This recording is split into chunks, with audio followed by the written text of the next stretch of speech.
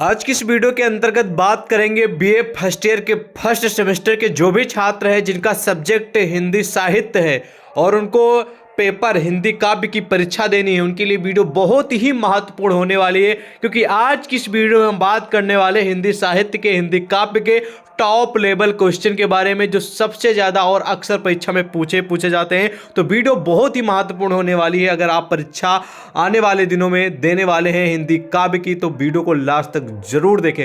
तो चलिए वीडियो को शुरू करते हैं। दोस्तों, ये आपका अपना ही चैनल सक्सेस टू यू है, तो इसको सब्सक्राइब करना बनता है और आपको हम डेली क्लासेस प्रोवाइड करते हैं, इसलिए वीडियो को लाइक करना भी बनता है। और हाँ, हम आपके लिए पूरी तरह सपोर्टिव है और हमेशा सपोर्ट करते रहेंगे जितना मुझसे हो सकेगा। हम आपको फ्री में क्वेश्चन और साथ में आंसर भी प्रोवाइड करते रहेंगे। फिलहाल आप लोगों का भी सपोर्ट चाहिए कि आप वीडियो को पूरा देखिए, जो हम मेहनत करते हैं वो पूरी तरह जाए। तो बिना बकवास करिए वीडियो में आगे बढ़ते हैं, अदरवाइज आप लोग कहेंगे कि फालतू की बकवास करते हो और क्वेश्चन में नहीं आते। तो मुद्दे पे आते हैं, कौन से सबसे ज़्यादा प्रश्न परीक्षा में अक्सर आएंगे और पूछे जाते हैं। तो पहला प्रश्न है, हिंदी साहित्य का काल विभाजन एवं नामकरण कीजिए।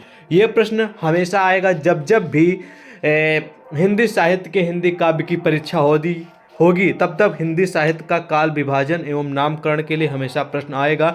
ये आप हमेशा बैठा लीजिए। तो ये प्रश्न 100% आया ही आएगा, इसकी कोई भी डाउट नहीं है कि प्रश्न नहीं आएगा। इसको तैयार कर लीजिएगा, ठीक है।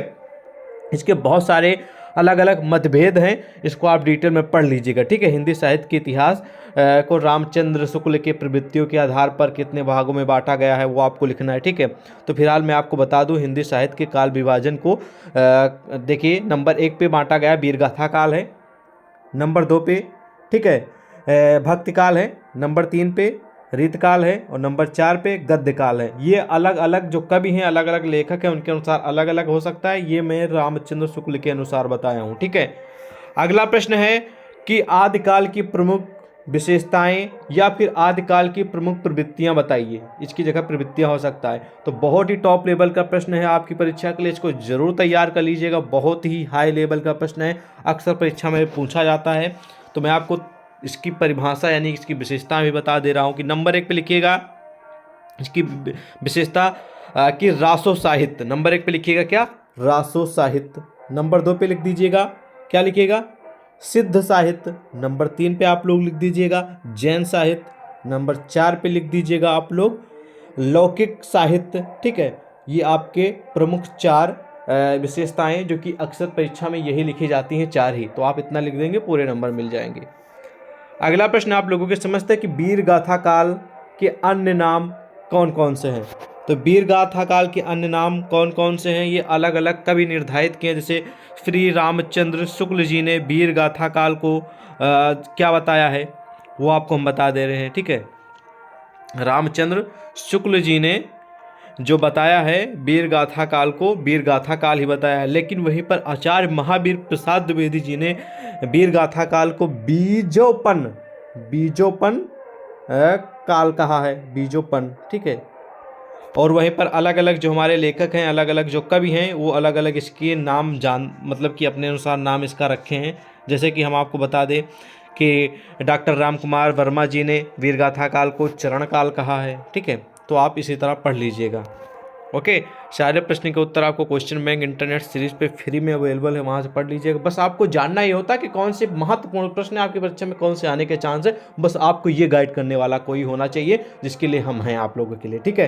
प्रश्न अगला कि रासो साहित्य, बहुत ही महत्वपूर्ण और जनरल प्रश्न है, अक्सर परीक्षा में आता ही आता है। तो इसकी परिभाषा लिखिएगा कि आदिकालीन साहित्य के अंतर्गत उपलब्ध अधिकांश रचनाएं के साथ रासो शब्द जुड़ा हुआ है।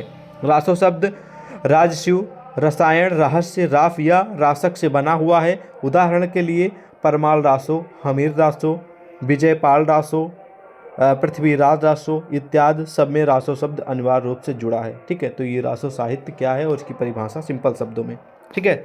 समझ में आ गया? बहुत महत्वपूर्ण प्रश्न है। रासो साहित्य अगर 10 बार परीक्षा हुई है 10 साल में, ठीक है, तो ये प्रश्न 8 से 9 बार प्रश्न आया है, ठीक है, ओके। नेक्स्ट प्रश्न की ओर बढ़ते हैं। नेक्स्ट प्रश्न है 5 नंबर कि अष्टछाप के कवियों के नाम लिखिए। बहुत ही इंपॉर्टेंट और जनरली प्रश्न है, अक्सर परीक्षा में आता ही आता है कि जो अष्टछाप है उसमें कितने कवि हैं। तो सबसे पहले समझते हैं अष्टछाप के बारे में, ठीक है। श्री वल्लभाचार्य जिस पुष्टि मार्ग भक्ति संप्रदाय की स्थापना की थी उसका जिन हिंदी भक्त कवियों द्वारा पल्लवन किया गया है उन्हें अष्टछाप कवि कहा जाता है।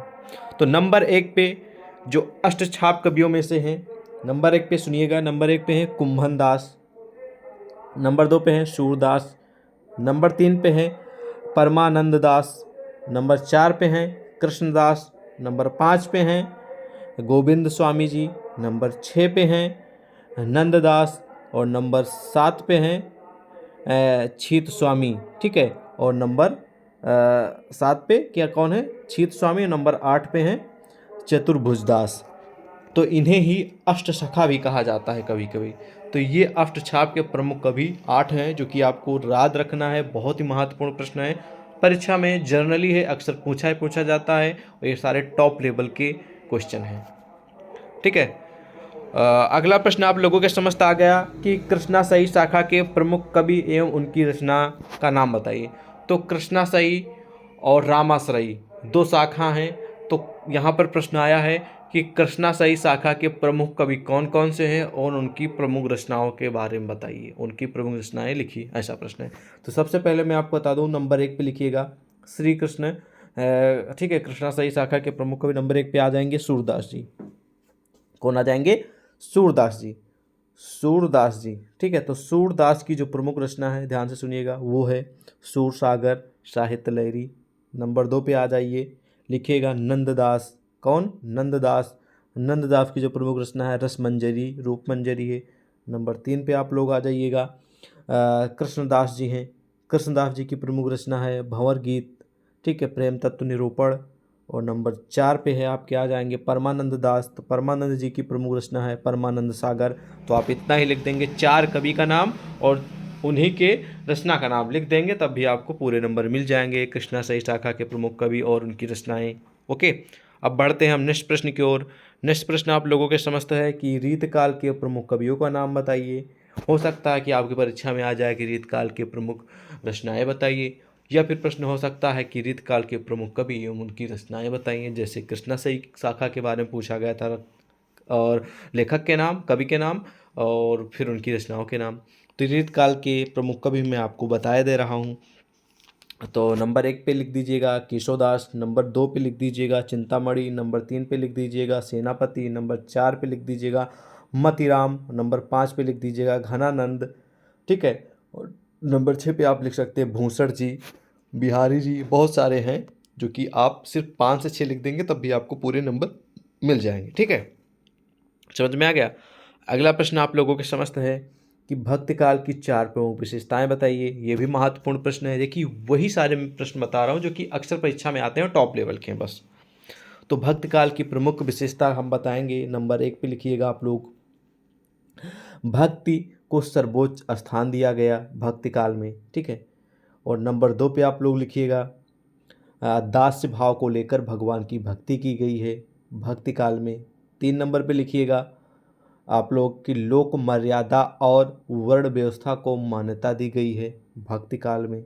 नंबर 4 पे आप लोग लिख दीजिएगा सामाजिक मर्यादा की स्थापना की गई है भक्ति काल में। एक और लिख दीजिएगा, हालांकि 4 लिख देंगे तब भी आपको पूरे नंबर मिल जाएंगे। मैं आपको एक और बता दे रहा हूँ, 5। ठीक है, तो 5 पे लिख दीजिएगा कि वेद और अन्य शास्त्रों के विचारों को प्रधानता दी गई है किसमें? भक्ति काल में। तो इतने 5 लिख देंगे विशेषताएं, आपको पूरे नंबर मिल जाएंगे। ठीक है, बहुत महत्वपूर्ण प्रश्न है, परीक्षा में अक्सर आता ही है। ठीक है, अब अगला प्रश्न आप लोगों के समझते हैं कि प्रगतिवादी काव्य की प्रमुख विशेषताएं बताइए। यहाँ पर भक्ति काल आया, अब यहाँ पर प्रगतिवादी काव्य की प्रमुख विशेषताएं। तो चलिए इसके बारे में भी समझते हैं। तो पहला प्रगतिवादी काव्य की प्रमुख विशेषता है, ध्यान से सुनिएगा, सामाजिक यथार्थवाद है। नंबर 2 पे लिख दीजिएगा सामाजिक समस्याओं के प्रति सचेतता। ठीक है, नंबर 3 पे आप लोग लिख दीजिएगा परिवर्तन एवं क्रांति की पुकार। नंबर 4 पे आप लोग लिख दीजिएगा नारी स्वतंत्रता की पुकार। नंबर 5 पे आप लोग लिख दीजिएगा, ठीक है, नंबर 5 पे लिख दीजिएगा सांस्कृतिक समन्वय की भावना। ठीक है, बस 5 लिख देंगे तब भी आपको पूरे नंबर मिल जाएंगे। ठीक है, तो ये रही प्रगतिवादी काव्य की प्रमुख विशेषताएं। हो सकता है आपकी परीक्षा में आ जाए प्रगतिवादी आ जाए या फिर प्रयोगवादी काव्य धारा आ जाए, तो दोनों के बारे में पढ़ लीजिएगा। ठीक है, प्रगतिवाद और प्रयोगवाद, एक प्रश्न जरूर आएगा, चाहे वो प्रगतिवाद दूसरी चीज़ है और प्रयोगवाद दूसरी चीज़ है, लेकिन इनमें से एक प्रश्न जरूर आएगा। अगला प्रश्न आप लोगों के समझते हैं कि बिहारी ने गागर में, ये प्रश्न हाई लेवल का जब जब भी परीक्षा हुई है हिंदी साहित्य के हिंदी काव्य की, लगभग एक प्रश्न हमेशा आया है कि बिहारी जी से जुड़ा। ठीक है, बिहारी ने गागर में सागर भरा है, स्पष्ट कीजिए। ठीक है, तो इसका उत्तर हम आपको जरूर बताएंगे क्योंकि महत्वपूर्ण प्रश्न है आपकी परीक्षा के लिए। ठीक है, 10 नंबर। तो इसका उत्तर आप लोग लिखिएगा इस प्रकार, जो कि ध्यान से समझेंगे, बहुत महत्वपूर्ण प्रश्न है, इसको तैयार भी कर लीजिएगा। इसका उत्तर अपने क्वेश्चन बैंक सीरीज में पढ़ के अच्छे से तैयार कर लीजिएगा। ठीक है, लिखिएगा कि अपने अद्भुत भाषा समर्थ से उन्होंने दोहे जैसे छोटे छंद में समीप अर्थ संभावनाएं भर दी हैं। किसने? बिहारी जी ने। इसी गुण के कारण कहा जाता है कि बिहारी जी ने गागर में सागर भर दिया है। ठीक है, किस कारण से कहा गया, फिर से सुनिए। बिहारी जी ने अपने अद्भुत भाषा समर्थ से उन्होंने दोहे जैसे छोटे छंद में असीम अर्थ संभावनाएं भर दी हैं। असंभावनाएं जो होती हैं और संभावनाएं हैं उन्होंने भर दी है। इसी गुण के कारण बिहारी जी को गागर में सागर भर दिया है। यहाँ गागर से सागर से तात्पर्य यह है कि एक ही दोहे में पूरी कहानी कहने में समर्थ थे। ध्यान दीजिएगा, पूरी कहानी कहने में समर्थ थे। उनके दोहों का संकलन बिहारी सतसई के नाम से विख्यात है। इनकी एक प्रमुख रचना है जिसका नाम है बिहारी सतसई। इसी में कहा गया है कि गागर में सागर भरने का काम किया गया है, या फिर गागर में सागर भरा है, स्पष्ट कीजिए इस प्रश्न को। तो इस प्रकार आप इसका उत्तर दे देंगे। महत्वपूर्ण प्रश्न ये भी आपकी परीक्षा के लिए। ठीक है, तो इस वीडियो में करीब मैंने 10 क्वेश्चन इंक्लूड किए थे जो कि टॉप लेवल के प्रश्न हैं। इन 10 प्रश्नों में से आपकी परीक्षा में गारंटी के साथ मैं बोल रहा हूँ 5 से 6 प्रश्न तो पक्का आएंगे। देखिए, मैं एस्टिमेट लेकर चल रहा हूँ, कम से कम 5-6 तो आएंगे ही आएंगे। हालांकि इम्पॉर्टेंट 10 के 10 हैं, चांस 10 के 10 आने के हैं, लेकिन तब भी हम मानते कम से कम आएंगे तो 5-6 से 6 प्रश्न तो आएंगे ही आएंगे। सारे प्रश्नों का उत्तर आज ही तैयार कर लीजिएगा। जल्द ही हम आपके समस्त अन्य भी और भी प्रश्न हिंदी काव्य के लेकर आएंगे। इसके लिए थोड़ा आपको वेट करना होगा, जल्द ही लेकर आएंगे अगर आप लोग कमेंट करते हैं तो। ठीक है, तो आज की इस वीडियो में बस इतना ही। मिलते हैं एक और नई वीडियो में, तब तक के लिए जय हिंद।